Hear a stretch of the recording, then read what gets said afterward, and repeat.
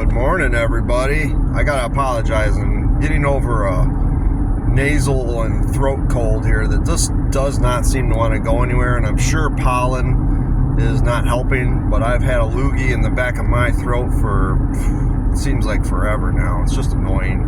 And I go in and out of being tired, so I'm gonna do the best I can. But this video is a piece of freedom. I bought a piece of freedom 2 weeks ago, and I just confirmed the other day with the bank to make sure that they got their final payment. I paid off my commuter car.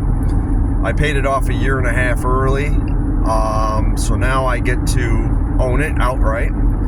I get to save money every month, and I also get to save money on insurance because I don't have to have comp, collision, and all that other required stuff that the bank wants me to have on it. I own it outright. I can do whatever I want with it now. I also took an extra step, and as you can see, I'm driving my Infiniti, which I've owned for about 4 years now. It's been a project. It had some needs. I bought it pretty cheap because it had some needs that I was able to address, and it's got 234,000 miles as of yesterday. But it's a good running car. It's solid for the most part. It's kind of ugly on the outside, but guess what? I don't care. I paid cash for it, and by putting this on my insurance plan with my normal Subaru commuter car, I'm actually saving probably about $220 every 6 months, which doesn't sound like a lot, but when you think about it, it's cheaper than when I had the commuter car with my Tahoe on it. And I actually sold the Tahoe.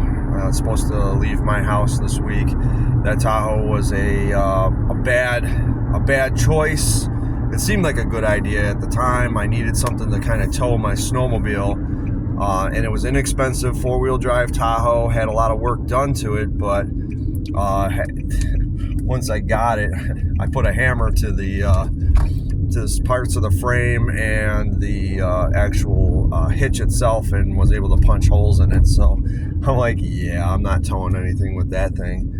But now what I'm doing, and I'm not a financial advisor. Do not take this as financial advice. I am just like Minority Mindset. I am just a guy on YouTube sharing his opinion.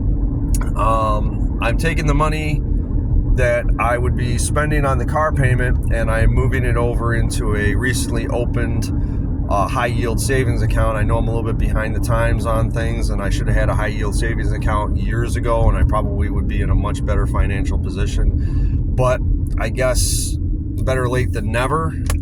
So the car payment is going into the former car payment is going into the high yield savings account, and so is the difference in the insurance. So I should be banking pretty good real quick at the interest rate that I've got with this high yield account. And the goal is to buy myself even more freedom.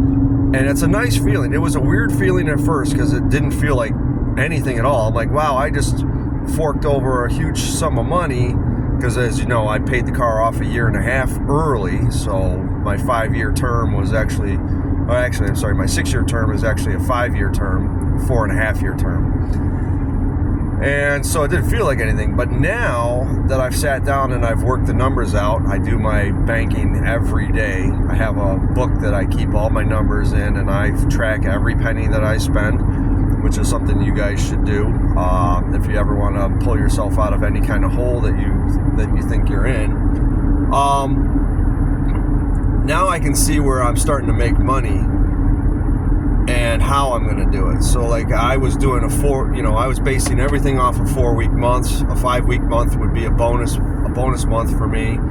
So now 4-week months are bonus months for me as well, because it's 3 weeks of basically bills and payments, and then 1 week off. So a 5-week month is actually a double bonus, because I get actually more weeks without having to pay for the car or as high of insurance. So on paper, it really is like lined up where I'm going to actually be able to sock away some money, and I want that freedom. I've actually grown extremely tired of the job that I'm at right now. I'm a parts manager for a construction company that really, it's trying to fix itself. I got to give it credit that it's trying to fix itself, but it has a pretty bad attitude, and I'm not feeling it anymore. I'm actually extremely tired, and seeing as that certain aspects of it don't want to change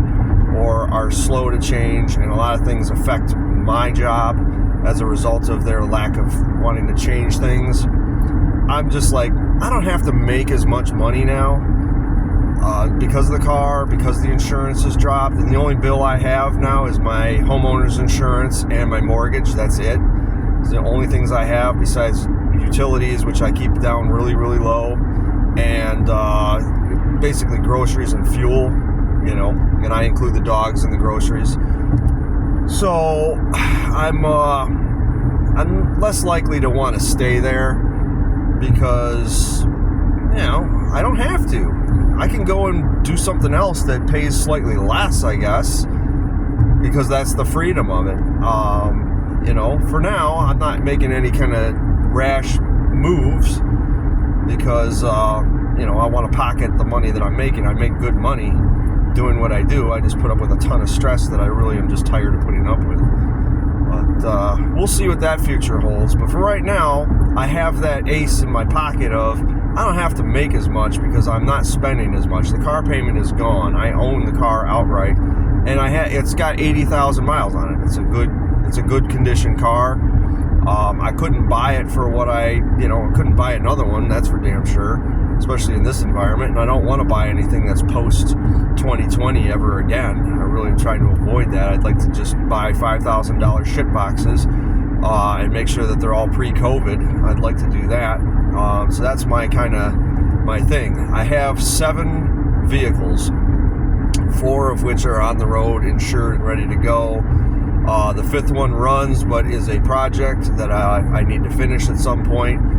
The 6th one is definitely a project that's not going to be on the road for many, many years. And then the 7th one is junk, so that needs to get taken apart and scrapped.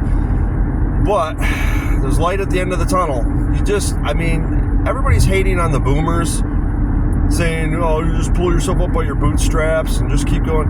The only thing that the boomers did wrong was tell everybody to go to college. They funneled everybody into college for no reason other than, that was what they were taught, and that's because they didn't have that opportunity as much when they were growing up.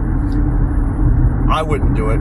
I went to a community college 2 times, one for communications, the next time for being an auto mechanic. I went to Toyota's T10 program back in the late 90s. That one actually was the one that benefited me the most, and it was a certificate program, not a degree program. So, but it's true. As much as I hate going into the daily grind here to get, abused by a bunch of lazy children that need their hands held all the time, I'm still powering through it and trying to snipe. I was trying to snipe bills one at a time to get everything out of the way. And then once I had everything cleared, then I was like, okay, now I've got a better handle on the situation. I don't have to take it as much as I had to take it before. So if something better comes along, or something that is more interesting that comes along that's kind of close to what I'm making, I have that. I'm not a debt slave, and that's what you don't want to be. You don't want to be a debt slave. So stop buying things. Stop buying things. That I will give you financial advice. Stop buying things you don't need. And if you're gonna buy stuff, put it. Make sure it's below your means, and make sure you can pay cash for it. So, but that's a taste of freedom, and I'm driving my my project summer car. This is an Infiniti. It's basically a 4-door 370Z. It's got a lot of miles on it, so it doesn't perform like a brand new car or anything like that. But hey, I'll see you guys in the next video. Like, share, and subscribe. See ya.